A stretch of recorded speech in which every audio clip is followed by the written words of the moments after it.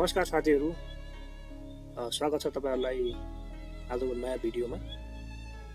आज त हामीले नयाँ कुराहरु के सिक्ने छौं भने आज नयाँ भिडियो अन्तर्गत एप रिभ्यू हैन, एपमा चाहिँ रिभ्यू लेखेर अर्थात हामी चाहिँ प्ले स्टोरबाट कुनै कुराहरु डाउनलोड गर्छौं हैन, त्यो कुरा डाउनलोड गरिसकेपछि हामीले चाहिँ रिभ्यूहरु दिइरा हुन्छौं। कुनै एप्लिकेसन मन परेन अर्थात स्क्याम हो भनेर त्यहाँ तल हामी चाहिँ कुनै कमेन्ट गरेर आउँछ, रिभ्यू दिइरा हुन्छौं हैन। त्यही अन्तर्गत हामीले चाहिँ स्टार पनि दिइरा हुन्छौं, 4 स्टार 2 स्टार 3 स्टार हैन, यसरी स्टार दिइरा हुन्छौं।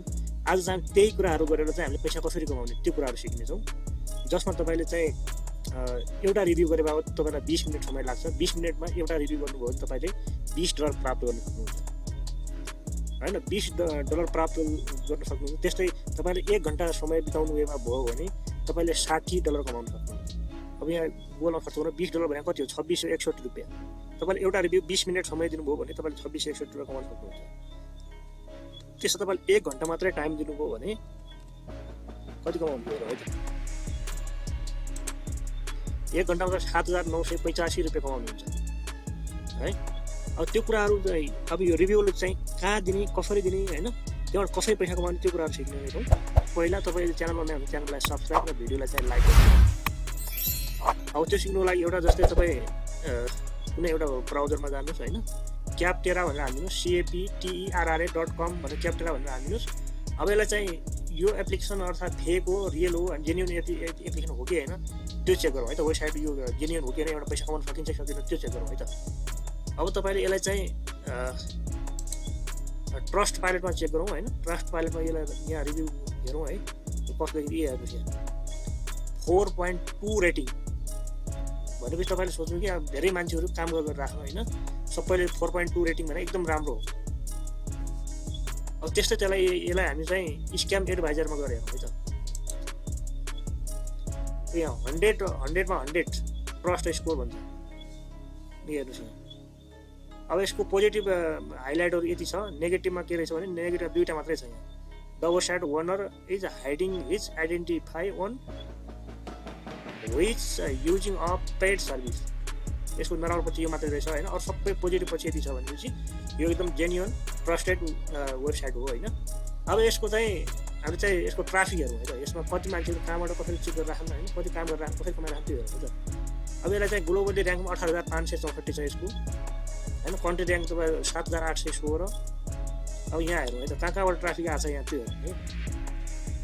अब युनाइटेड स्टेटबाट 51.7% ट्राफिक यहाँबाट अमेरिकाबाट आएको छ, क्यानाडाबाट 3%, अनि इन्डियाबाट पनि 3%, युकेबाट 3.64, जर्मनीबाट चाहिँ 3.91, सबैभन्दा धेरै भने अमेरिकाबाट आएको छ है, युनाइटेड स्टेटबाट एकदम धेरै आएको छ। अब यो सुरु गर्न चाहिँ हामीले चाहिँ क्याप्टेरा भनेर यहाँ हालिदिनुहोस्। यो वेबसाइटमा आइसके पछाडि यहाँ चाहिँ धेरै समय पनि लाग्दैन। तपाईले कुनै एउटा वेबसाइट अर्थात एप्लिकेसन रिभ्यू लेख्ने हो जसमा धेरै समय पनि लाग्दैन, थोरै 20 मिनेट हो। 20 मिनेटमा तपाईले $20 कमाउनुहुन्छ भने $2661 कमाउनुहुन्छ भने थोरै पैसा होइन यो चाहिँ है। अब यसलाई चाहिँ कसरी त रिभ्यूहरु कहाँ लेख्ने, कसरी लेख्ने हैन, कसरी पैसा कमाउने त्यो कुराहरु सिक्यौ है त। अनि त्यसपछि सुरुमा तपाईले चाहिँ यहाँ गएर साइन अप भन्नेमा जानुस्।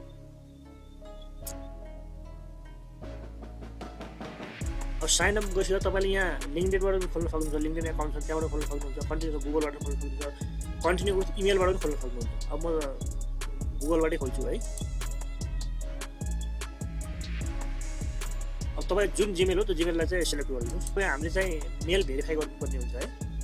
अब तपाईँको जिमेलमा कुनै एउटा आएको छ त्यसलाई चाहिँ भेरिफाई गर्नुपर्ने हुन्छ।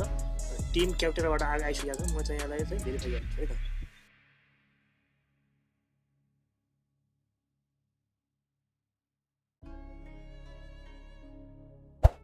अब मैले त्यहाँ मेल भेरिफाई गरिसकेको छु हैन। मेल भेरिफाई गरिसके पछाडि अब त्यहाँको साथ तपाईँ आफ्नो नाम राखिदिनुहोस् हैन। जस्तै म एउटा सर्च राखिदिएँ, फर्स्ट नेम राखिदिएँ, लास्ट नेम राखिदिएँ। त्यसपछि जब फङ्सनमा राखिदिन्छु। जब फङ्सनमा म जस्तै मार्केटिङसँग रिलेटेड केही राखिदिन्छु है त। जस्तै मार्केटिङ मैले राखिदिएँ। अब जब टाइटलमा के राख्ने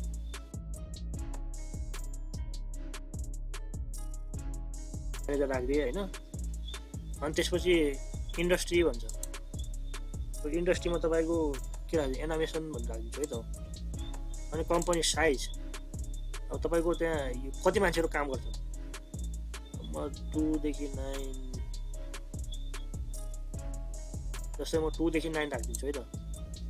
अब कम्पनी नेम जस्तै अब यो सेट भइसकेको छ है। अब यति सेट भइसकेर अब अर्निङ स्टार्ट चाहिँ कहाँबाट गर्ने त्यो कुराहरू हेरौँ है त। अब त्यसपछि यहाँ यो सबै सेट भइसकेको छ। अब यहाँ नभए हेर्न सक्नुहुन्छ, यसरी यहाँ पनि हेर्न मिल्छ, नभए ठिक छ यति। अब राइट अ रिभ्यू भन्नेमा जाउँ। हाम्रो अकाउन्ट चाहिँ भइसकेको छ, राइट अ रिभ्यूमा जाउँ। अब रिभ्यूमा गइसके पछाडि अब यहाँ तपाईँको धेरै सफ्टवेयरहरू लोडिङ हुन्छ नि। अब यिनीहरूकै बारेमा हामीले चाहिँ लेख्ने हो। यहाँ रिभ्यूहरू यिनीहरूकै बारेमा हामीले रिभ्यू लेख्नुपर्ने हुन्छ है। अब तपाईँले यहाँ जति धेरै सी मोर प्रोडक्ट गर्यो त्यति धेरै यहाँ देखिन्छ। अब तपाईँलाई म एक दुईवटा यहाँ टिप्सहरू भन्नेछु। टिप्सहरूमा चाहिँ यसमा चाहिँ के गर्नुपर्छ भने जस्तै धेरै कुराहरू लेख्नु हुँदैन, जस्तै ब्याड कमेन्टहरू होइन, ब्याड रिभ्यूहरू लेख्नु हुँदैन एउटा कुराहरू होइन। अनि यहाँ स्टार पनि थोरै एक दुई मात्र पनि दिनु हुँदैन, किनकि त्यो चाहिँ हाम्रो रिभ्यू नहुनसक्छ होइन। अनि यस्तो खालको रिभ्यूहरू चाहिँ रिजेक्ट हुन्छ है। एक दुईवटा दिएको अनि ब्याड रिभ्यूहरू दिएको चाहिँ रिजेक्ट हुन्छ नि चाहिँ। त्यही भएर धेरै चाहिँ त्यस्तो गर्नु हुँदैन।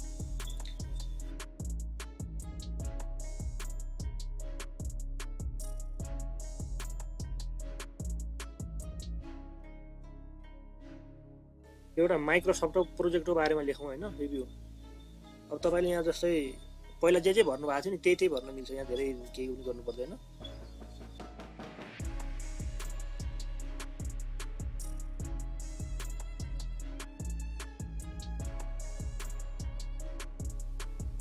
अब how long have you use Microsoft project भन्छ। अब चाहिँ यहाँ म जस्तै के राखिदिन्छु, कुनै एउटा राखिदिन्छु, फ्री ट्रायल लेस देन कहिलेदेखि यो 6 देखि 12 महिना म राखिदिन्छु।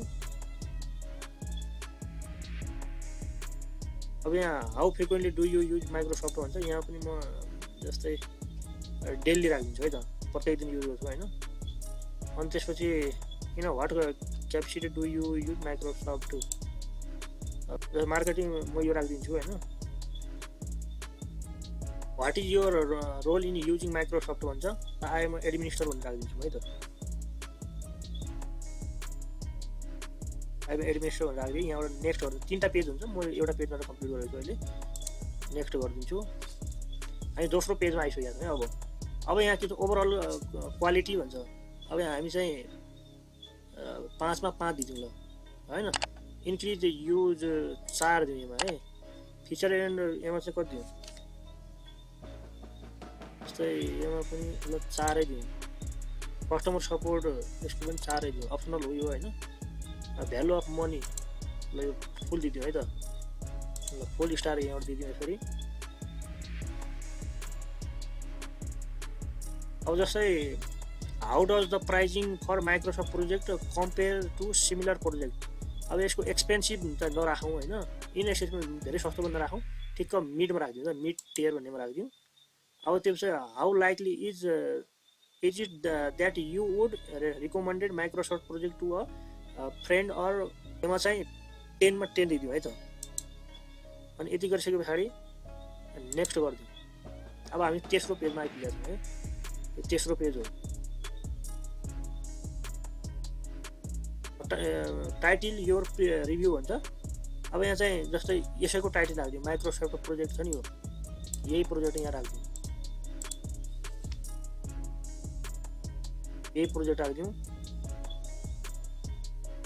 अनि त्यसपछि यहाँ अब के भन्छ, what did you like most about Microsoft project भन्छ। अब यसलाई चाहिँ एक्चुअली यसको बारेमा चाहिँ तपाईँले जहाँबाट पनि गर्नु सक्नुहुन्छ। जस्तै म च्याट जिपिटीको सहायता लिए पनि भयो, नभए गुगलमा पनि हेर्न सक्नुहुन्छ।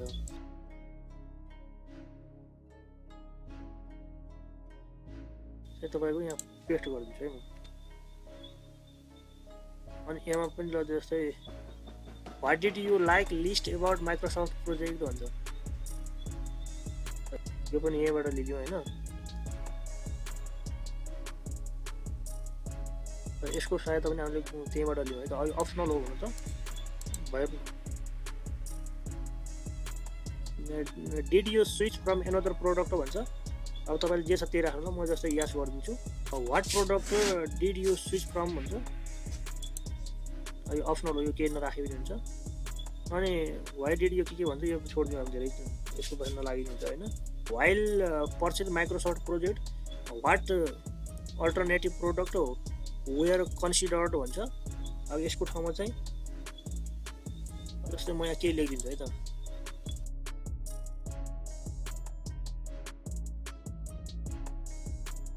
because of its feature भनेर राखिदिन्छु म यहाँ। अब यहाँ यो पनि अप्सनल हो, लेखे पनि नलेखे पनि हो। अब do you integrate any other product with Microsoft project भन्छ। अब यहाँनिर जस्तै म नो राखिदिन्छु है, यो राखेर अनि त्यसपछि यहाँनिर चाहिँ बाई सबमिटिङ दिस रिभ्यू भनेर यहाँनिर चाहिँ टिक मार्क लगाइदिनुहोस्, त्यसपछि सबमिट गरिदिनुहोस्। अब त्यसपछि हाम्रो चाहिँ त्यो सबमिट भइसकेको छ है। अब यहाँनिर के भन्छ, रिभ्यू एनदर प्रोडक्ट भन्छ। अब write an additional review to earn $10 भन्छ। फेरि अर्को रिभ्यू लेख्ने भए $10 प्राप्त हुनेछ भनेर यहाँ देखाइरहेको छ होइन। यसरी नै हो त। अब कति धेरै टाइम लागेन नि होइन, कति लाग्यो होला, हामीले चाहिँ 20 मिनट भन्दा पनि चाँडै सक्यो यो चाहिँ होइन।